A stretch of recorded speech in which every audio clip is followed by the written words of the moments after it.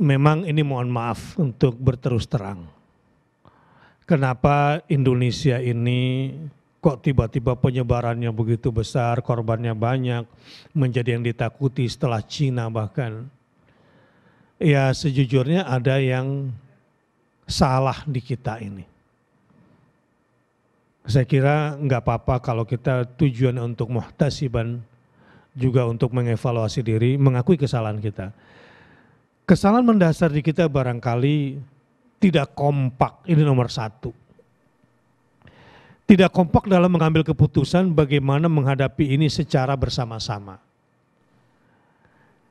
Ada yang sudut pandang ekonominya sangat kencang, ada lagi sudut pandang politiknya yang disembunyikan tetapi berkelit di balik ekonomi.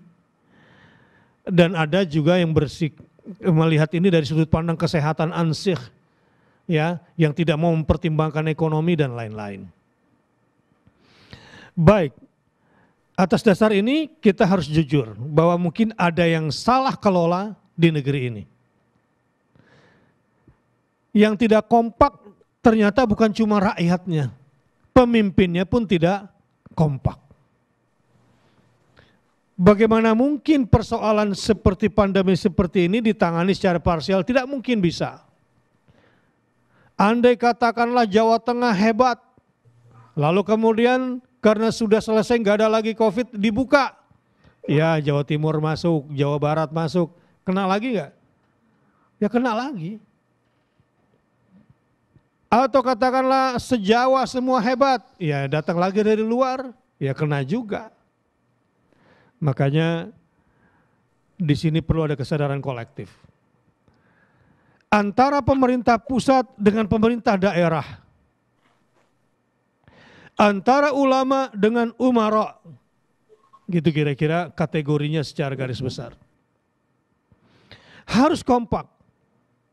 Cuma masalahnya sekarang jujur pembelahan begitu kuat di tengah masyarakat ini. Yang kedua, intervensi politik yang berkelit atas nama ekonomi, sampai ada yang bilang begini, Ustaz Deden, ini saking pesimisnya. Pandemi memang membunuh manusia, tapi krisis ekonomi membunuh kemanusiaan. Nggak tahu dari mana istilah ini. Jadi seakan-akan kalau lockdown mati ekonomi, terjadi krisis gitu ya, maka ya pasti ke krisis politik nanti.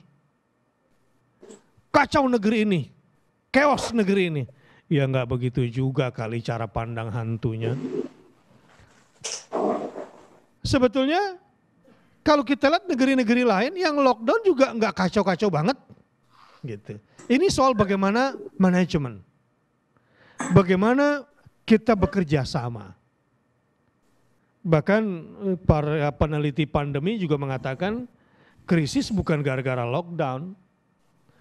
Krisis ini gara-gara mismanagement. Artinya oke lah terjadi penurunan secara angka, terjadi kontraksi. Secara angka memang kelihatan. Tapi kan nggak harus krisis ekonomi kan. Coba lihat. Invisible hands. Apa tuh invisible hands? Ustaz Deden saya juga lupa ini. Naon eta? Ya. Di mana memang terjadi pelambatan pertumbuhan ekonomi, tetapi labu di pesantren besar, cabai di pesantren besar, hidroponik di mana-mana. Padahal tanpa hidroponik pun alhamdulillah pertanian subur, peternakan, dan laut kita juga luas. Artinya kalau kita menatapnya penuh positif, ini adalah rahmat. Dan menyikapinya dengan protokol keimanan dan kesehatan dengan baik. Dan kita bekerja sama dengan baik, insya Allah kita bisa keluar. Persoalannya tadi. Maka saya katakan kita harus berani masuk. Saya tentu mulai dari diri saya sendiri. Ini mohon maaf. Mudah-mudahan saya tadi tidak salah bicara. Alhamdulillah setelah konflik berkepanjangan di Aceh kemudian terjadi tsunami. Setelah tsunami alhamdulillah bersatulah. Konflik yang sering atau berkepanjangan terjadi di Aceh. Artinya itu hikmah di balik tsunami itu. Indonesia ini sedang tertimpa pandemi dan ini bisa mengenai siapa saja. Dan ini harus diprioritaskan. Allah Subhanahu wa taala mengirimkan isyarat kepada kita, ini ditimpakan ke Indonesia agar kalian secara kolektif, secara berjamaah sadar menghadapinya bersama-sama. Dan untuk bisa berjamaah, kalian harus melupakan pembelahan. Kalian harus melupakan kepentingan-kepentingan kelompok politik kalian. Kalian harus menghilangkan kepentingan-kepentingan ekonomi dan bisnis kalian. Saya ingin mengingatkan, jangan main-main dengan anggaran COVID yang memang puluhan triliun itu atau ratusan triliun itu, jangan main-main. Allah Maha melihat, seperti surat Ar-Ra'd yang kita bacakan tadi. Dan hadis-hadis yang kita bacakan tadi. Ini bisa menjadi azab bagi kita. Kalau kita tidak memiliki kesadaran kolektif untuk keluar bersama-sama dan memohon pertolongan Allah Subhanahu wa taala. Itu yang pertama. Jangan main-main dengan anggaran ini. Yang kedua, sudut pandang ekonomi dan sudut pandang bisnis ini kapitalistik ini. Kalau orang sudah ideologinya kapitalis, dia nomor sekiankan kesehatan. Ini memang bahayanya kalau orang rendah pendidikan, rendah intelektualitas keimanannya, maka selalunya ekonomi, ekonomi, dan ekonomi. Apalagi jika ekonomi dikaitkan dengan politik. Sebab krisis bisa menyebabkan jatuhnya sebuah kekuasaan. Saya tidak punya kepentingan untuk itu. Ayo sekarang lihat secara kesehatan, dan jujur bahwa kesehatan ketika kita perhatikan, insya Allah, dibarengi dengan manajemen yang baik, kesadaran kolektif yang baik, krisis pangan bisa kita hadapi. Begitu pula para tokoh-tokoh yang berkepentingan terhadap chaos politik terhadap negeri ini, yang merindukan jatuhnya rezim misalnya, yang tidak sabar ingin melihat rezim segera jatuh misalnya, tahan dirilah. Ada hal yang lebih penting untuk kita perhatikan ketimbang kepentingan kita, ketimbang hasrat-hasrat kita. Apakah hasrat ekonomi atau hasrat politik? Berhentilah sejenak. Mari kita hadapi bersama takdir Allah ini dengan protokol keimanan dan protokol kesehatan secara kolektif. Kita lupakan dulu. Kalau tidak, dan masing-masing ngotot dengan kepentingannya sendiri, tunggu. Allah akan datangkan yang lebih besar kepada bangsa ini. La qadarullah. Semoga itu tidak terjadi.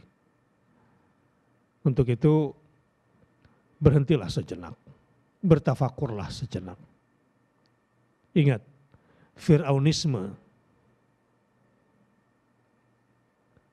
itu bisa terjadi pada siapa saja sebetulnya. Apa itu Fir'aunisme? Adalah golongan yang mengerti kebenaran setelah kematian menjemputnya. Baru tahu kebenaran itu ada. Ini mah telat namanya. Karena sekarang ancaman sudah sangat besar di depan mata kita. Ketika kita masih membutakan diri terhadap al-haq yang sudah Allah datangkan, kematian sudah ada di depan mata, lebih 8.000. Kafabil mauti mau'idhah, seharusnya cukuplah kematian sebagai pelajaran, dan ini sudah bergelimpangan ribuan orang, belum lagi yang di rumah sakit, dan sekarang semua hampir saja penuh rumah sakit itu, bahkan diberikan isyarat semua lampu di Wisma Atlet itu dinyalain, artinya kami siap menampung kalian gitu. Silahkan. Saya bercanda, di Akal akan harus punya ambulans. Oke, sekarang siapa yang pertama ingin menjadi penumpangnya? Kalian mau punya ambulan baru? Full AC. Oke, sekarang saya mau tanya, siapa yang ingin menjadi peserta pertama ambulans ini? Nggak ada yang mau juga gitu. Situasi saat ini sebetulnya sudah sangat genting. Tapi anehnya, kepentingan politik, kepentingan ekonomi, dan kejinya lagi kepentingan bisnis. Astagfirullah wa atubu ilaih. Tega-teganya, udah kayak lagu dangdut. Saya menahan ini supaya nggak emosi gitu. Dalam kondisi seperti ini tega-teganya masih mempermainkan alat-alat kesehatan. Udah ekonomi susah, rakyat juga sedang susah, kok sempat-sempatnya mempermainkan harga alat-alat kesehatan, menimbun, mempermainkan. Astagfirullahaladzim. Kalau Anda yang kena, la qadarullah, mudah-mudahan gak terjadi dan segera bertobatlah. Betapa azab, jelas kata Nabi SAW.